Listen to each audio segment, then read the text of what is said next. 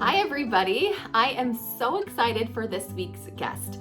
We are talking to Tracy Clark. She is a mom. She is also an amazing, talented chef, and she is the owner of The Conscious Culinary. So she's developed this idea about being a conscious eater. And I really asked her to dive into that topic a little bit more because I found it so interesting and so helpful for me. And I thought that you guys would also find it helpful. Now, Tracy has over 10 years of chefing experience. She started out chefing on yachts, which is so cool. And she brought all of her talents here to Gig Harbor, where she does retreats and she does cooking classes, and she'll teach individuals how to prepare their kitchen. So many amazing things available.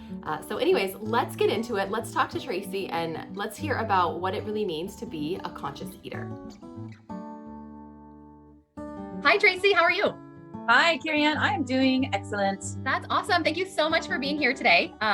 This topic is, I'm super excited about this. So we are going to talk today about being a conscious eater. And you have such a unique background and relationship with food. Do you want to tell us a little bit about your background and your story? Sure. I learned how to cook while I was working in the yachting industry. So if anybody's seen Below Deck, that's what I did. I wasn't on the show, but that's they get a little crazy on that show. That's made for TV, right? But that was the world I was in. And I didn't know how to cook when I met my husband. I was working as a stewardess, and then I met my husband. And as we continued to work together and all of that, the opportunity to cook presented itself. And so I just kind of threw myself into it. As you do when you're young and in love, you're like, I can do anything.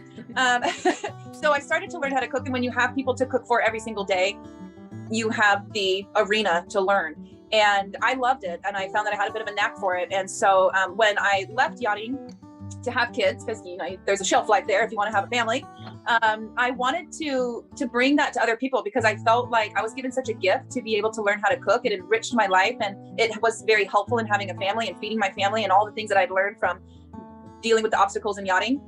So I began giving cooking lessons and helping people, connect with food, and really just because of my own essence of being, it went beyond just the lessons and really helping people cultivate happiness through mindful nutrition. Yeah, and so talk to me about the idea of being a conscious eater. What does that mean? Because some of us have no idea, and it sounds like something I want to do, but what does that mean? So it's this philosophy that I came up with myself after, cooking on the yacht and dealing with a lot of different dietary requirements and just witnessing how people ate and the culture around food. And then when I was giving cooking lessons, a lot of people would come to me and go, Tracy, what should I eat? And so I was like, well, what am I pushing? Because if I looked at my own diet history, the only thing constant was that it was constantly changing. I've been vegetarian, I've been vegan, I did paleo, I've done intermittent fasting, I've done cleanses. Like I've tried everything on the road of trying to find what worked for me. And, as our lifestyle changes, we get pregnant, we have babies, then everything changes. I realized that there were times when certain foods worked for me and certain foods didn't work for me. And I thought that everybody needed to feel empowered to create the diet that works for them, for where they're at, and kind of get rid of these labels and these limitations and expectations of what these different kind of eating cultures bring to us. So I created Being a Conscious Eater, and it really comes down to this. So when you're thinking about what you're going to eat, whether it's an ingredient, a dish, whatever, you ask yourself 3 questions. Does it taste good? Is it going to make you feel good, both physically and mentally? And can you feel good about it? And knowing that the answer to those questions for any particular food can change over time is key. But diving a little bit more into what those all are. I mean, number one, if it tastes good, I'm a firm believer that nobody should be eating food that they're not excited about just because they think they have to. Mm-hmm. I think those days are over. And really there's something to it because our digestion matches the energy of us. And so if we're sluggish and we're unenthusiastic about what we're about to eat, our digestion is going to take that cue. Oh, interesting. Definitely.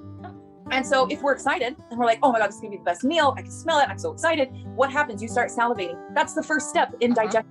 Like that is digestion number 1, salivate, break down the food. And so your digestion's like already showing up to the table being like, let's do this. I'm so ready. So it really is a great way for our bodies to cope with our meals if we are excited to eat it. And I just think there's way too much good food out there. There's so many amazing chefs. There's so many places to Google. You can find food that is healthy, that you're excited about and that you love. Number 2, is it going to make you feel good, both physically and mentally? And that's really where most of the crux of it is. I think so many of us are eating foods that we know are not good for us, that we know are going to slow us down, not work for our digestion, put us in the bathroom or keep us from the bathroom, keep doing it to ourselves. And so it's being honest about what truly works for us. And also that mental part of, does it align with what we want for ourselves? And then finally, if you can feel good about it, that's where you can bring in your morals and your ethics and be like, I want to support this company. I want to support my neighbor. I want to buy, local. I don't want to buy the apples in the plastic box, so you construct your diet that works for you.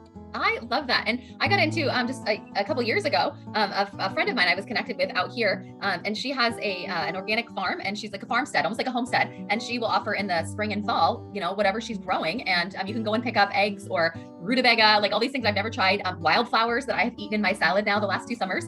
And it's been really cool. And I feel really good about it. And I'm excited to go get it. And it's like this whole process. And my kids love going to the farm. And it's really cool because I've never had that before and experienced that. And I think it's just something really unique that is important as part of the food and eating process. So, I always say, like, when you're having more of a conscious eating vibe, you connect with yourself and with your meal long before your first bite. I love that. That is so inspirational. And I hope it's been helpful for people watching. And I hope maybe it's inspired you to think about those 3 things when you are creating your food, and maybe you'll have a more enjoyable experience, right? That's right. We hope. Awesome. Thanks, Tracy. Thank you.